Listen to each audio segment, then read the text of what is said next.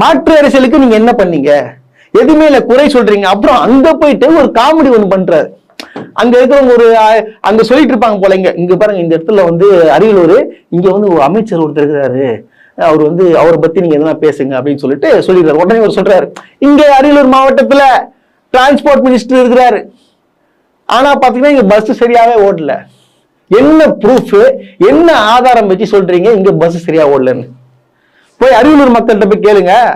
ஏங்க பஸ் சரியா வரலன்றாங்களே, அங்கேயும் மயக்க பூச்சி கேட்கறது தானே நீங்க? ஏங்க பஸ் சரியா வரலன்னு சொல்றீங்களாமே, ஏங்க பஸ் எங்க வருது இல்லையா அப்படின்னு சொல்லிட்டு கேட்கறது தானே? அவங்களே உங்களை காரி துப்பிருப்பாங்களே, பஸ் வருதுன்னு சொல்லியிருப்பாங்களே, எப்படிங்க பஸ் வராம இருக்கும்?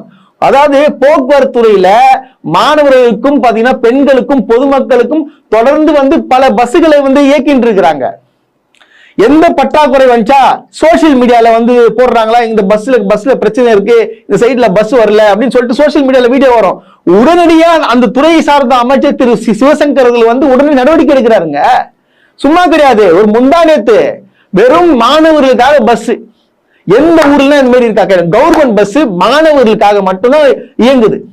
அது தொடங்கி வச்சிருக்காங்க, திட்டத்தை தொடங்கி வச்சிருக்காங்க. உன்னை என்ன பண்ணணும்? அசால்ட்டா வந்து அவரை பத்தி பேசிட்டு இருக்கீங்க.